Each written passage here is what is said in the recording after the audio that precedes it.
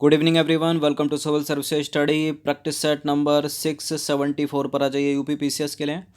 और प्रैक्टिस करेंगे इसमें हम एनवायरनमेंट एंड इकोलॉजी के प्रश्नों पर। तो चलिए स्टार्ट करते हैं।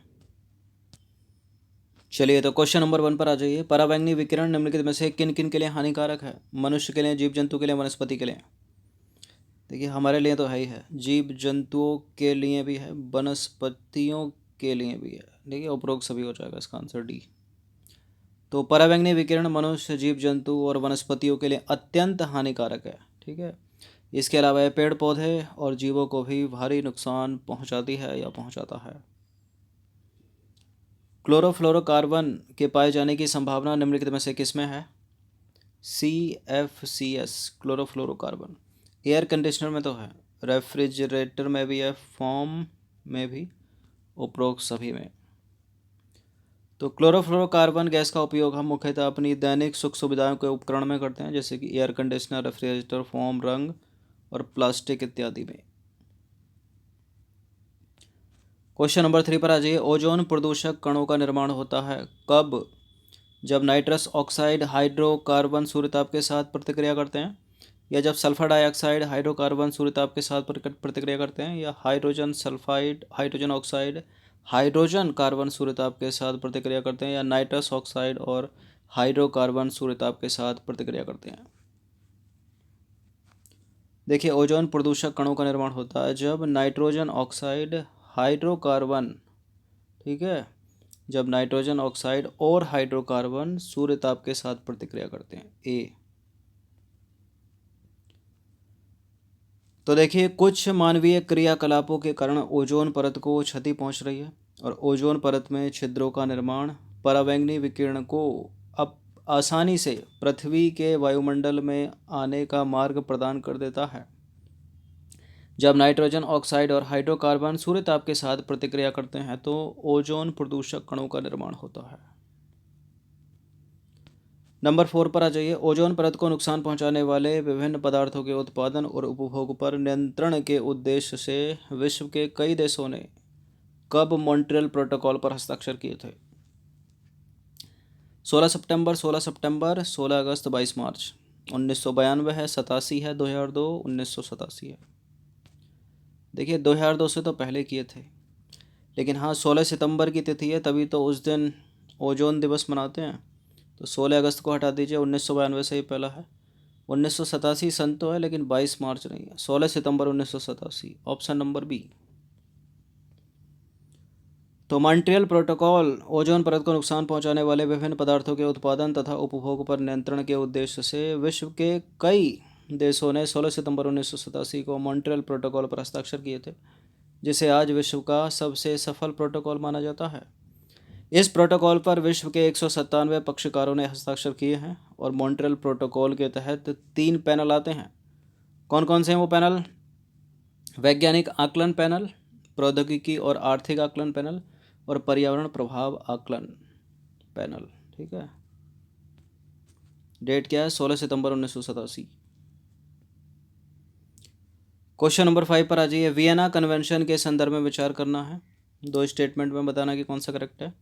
यह ओजोन परत के संरक्षण के लिए एक बहुपक्षीय पर्यावरण समझौता है, और इसे 1988 में लागू किया गया था। 1988 में लागू किया गया था, 1992 में लागू किया था। वियना कन्वेंशन 1988 में ही लागू किया गया था। ओजोन परत के संरक्षण के लिए एक बहुपक्षीय पर्यावरण समझौता है। करेक्ट है दोनों के दोनों स्टेटमेंट, सी है इसका आंसर। तो वियना संधि या कन्वेंशन ओजोन परत के संरक्षण के लिए एक बहुपक्षीय पर्यावरण समझौता है। इसे 1988 में लागू किया गया, और 196 देशों के साथ साथ यूरोपियन यूनियन भी, ठीक है, उसने भी जो है इसे मंजूर कर रखा है। अब देखिए वियना संधि या कन्वेंशन ओजोन परत की रक्षा के लिए अंतर्राष्ट्रीय प्रयासों के लिए एक ढांचे के रूप में काम करता है। हालांकि इसमें क्लोरोफ्लोरोकार्बन के इस्तेमाल के लिए कानूनी रूप से बाध्यकारी न्यूनता के लक्ष्य शामिल नहीं है। ओजोन रिक्तीकरण का मुख्य कारण रासायनिक है। क्वेश्चन नंबर 6 पर आ जाइए। गंगा नदी डॉल्फिन से रिलेटेड कुछ स्टेटमेंट है यहाँ पर, बताना कि इनमें से कौन सा करेक्ट होगा। गंगा नदी डॉल्फिन केवल भारत और बांग्लादेश में पाई जाती है। क्यों नेपाल में नहीं पाई जाती क्या? भारत सरकार ने इसे भारत का राष्ट्रीय जलीय जीव घोषित किया है। और नदियों पर बने बैराज इनकी वृद्धि को प्रभावित कर सकते हैं क्या? क्या नदी पर बने बैराज और बांध इनकी वृद्धि को प्रभावित करते हैं? करते हैं कैसे? वाटर फ्लो रोकते हैं ना वो, उससे। तो करेक्ट है ये। देखिए, नेपाल में भी पाई जाती है गंगा नदी डॉल्फिन, तो गलत हो गया पहला वाला स्टेटमेंट। और भारत सरकार ने इसे भारत का राष्ट्रीय जलीय जीव घोषित किया है, दूसरा वाला भी सही, तीसरा वाला भी सही, तो 2 हो जाएगा इसका आंसर केवल, मतलब बी, 2 और 3। एक एक से कितना कटता, ये जाता, इसमें है ये जाता। तो गंगा नदी डॉल्फिन गंगा ब्रह्मपुत्र सिंधु मेघना नदी अपवाह तंत्र, जिसमें भारत, नेपाल और बांग्लादेश शामिल है, में पाई जाती है, इसलिए गलत है पहला। अब देखिए, भारत में ये आपको मिलेगी असम में, उत्तर प्रदेश, बिहार, मध्य प्रदेश, राजस्थान, झारखंड और पश्चिम बंगाल राज्यों में। और नदियाँ गंगा में चंबल, घाघरा, गंडक, सोन, कोसी, ब्रह्मपुत्र, ठीक है, इनका पसंदीदा अधिवास है। इसका वैज्ञानिक नाम क्या है? प्लेटनेस्टा गेंगेटिका। और भारत सरकार ने इसे भारत का राष्ट्रीय जलीय जीव घोषित किया है। और यह साइट्स के परिशिष्ट 1 में सूचीबद्ध है और IUCN की रेड लिस्ट में इंडेंजर्ड है, संकटग्रस्त या लुप्तप्राय। खतरा देख लीजिए, डॉल्फिन के लिए खतरा क्या क्या है। देखिए, जल प्रदूषण के रूप में एकल उपयोग वाले प्लास्टिक, ठीक है, जैसे प्लास्टिक की पॉलीथीन पन्नी हो गई। औद्योगिक प्रदूषण, मछली पकड़ने वाले जाल में फंस जाती है ये। और नदियों में गाद का जमा होना इसके लिए हानिकारक है, ठीक है। और तेल प्राप्त करने के लिए इनका शिकार किया जाता है। और ठीक है, इन सब से जो है प्रभावित होता है इनका हैबिटाट। नदियों पर बने बैराज, बांधों की अधिक संख्या में वृद्धि से भी जो है इनकी वृद्धि प्रभावित होती है, क्योंकि ये संरचनाएं पानी के प्रवाह को बाधित करती हैं। कौन सी? बांधों का निर्माण नदियों पर और बैराज, ठीक है, वाटर फ्लो को रोकते हैं ये। नंबर 7 है, निम्नलिखित कथनों पर विचार करेंगे। World wild life fund for nature एक अंतर्राष्ट्रीय सरकारी संगठन है। इसकी स्थापना पेरिस में एक धर्मार्थ ट्रस्ट के रूप में हुई थी, बताइए कौन सा करेक्ट है। देखिए, world wild life fund for nature एक अंतर्राष्ट्रीय गैर सरकारी संगठन है, ठीक है, गैर सरकारी या सरकारी नहीं है, गलत है।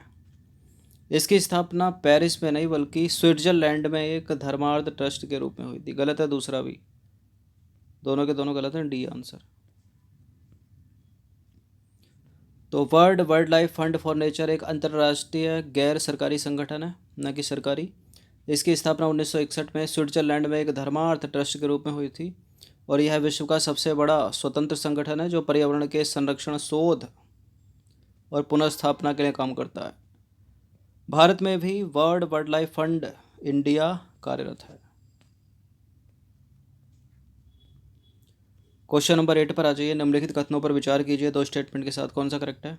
राजस्थान के जोधपुर का भड़ला सोलर पार्क विश्व का सबसे बड़ा सोलर पार्क है।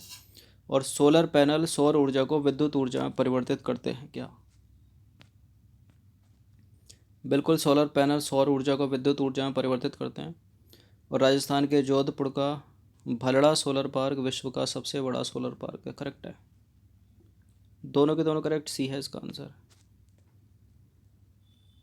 तो देखिए, देश में सोलर एनर्जी उत्पादन में राजस्थान जो है अग्रणी स्थान पर बना हुआ है। और राज्य सरकार का दावा है कि देश के सबसे अधिक सोलर पार्क या प्लांट राजस्थान में लगे हैं।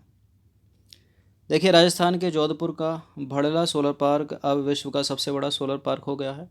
14,000 एकड़ अर्थात 50,000 वर्ग किलोमीटर में फैले इस पार्क में 900 कंपनियों ने प्लांट लगाने को लेकर अक्षय ऊर्जा निगम में पंजीकरण कराया है। क्वेश्चन नंबर 9 है, निम्नलिखित कथनों पर विचार करना है, 2 स्टेटमेंट के साथ बताइए कौन सा करेक्ट होगा। केबुल लमजाओ भारत का एकमात्र तैरता हुआ राष्ट्रीय उद्यान है। और यह मणिपुर की विश्व प्रसिद्ध लोनार झील का एक अभिन्न हिस्सा है। लोनार मणिपुर की थोड़ी है, लोनार तो महाराष्ट्र की है। यहाँ तो लोकटक होना चाहिए, ठीक है, गलत है दूसरा, पहला वाला सही है। तो केबुल लमजाओ राष्ट्रीय उद्यान भारत में मणिपुर राज्य के विष्णुपुर जिले में स्थित एक राष्ट्रीय उद्यान है। यह पूर्वोत्तर भारत में स्थित 40 वर्ग किलोमीटर के क्षेत्रफल में फैला हुआ है और भारत का इकलौता तैरता हुआ राष्ट्रीय उद्यान है। न केवल भारत बल्कि विश्व का।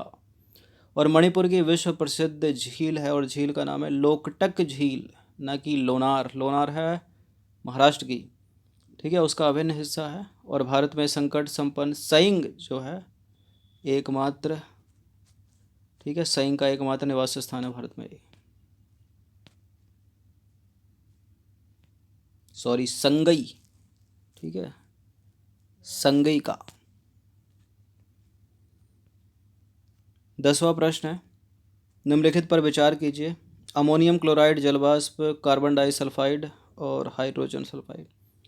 उपरोक्त में से कौन सी गैसें या पदार्थ ज्वालामुखी विस्फोट या उद्गार के समय निकलती या निकलते हैं, बताइए। क्या क्या निकलता है ज्वालामुखी उद्गार के समय? यूपीएससी प्रश्न कर चुकी है पिछले 10 वर्षों में 2 बार।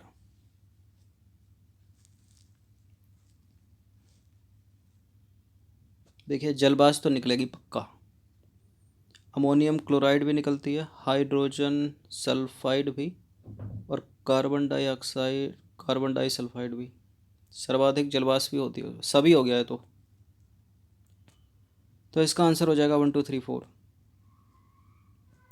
तो ज्वालामुखी विस्फोट के समय कई प्रकार की गैसें निकलती हैं, जिनमें hydrogen sulphide, carbon disulphide, hydrochloric अम्ल और अमोनियम क्लोराइड प्रमुख हैं।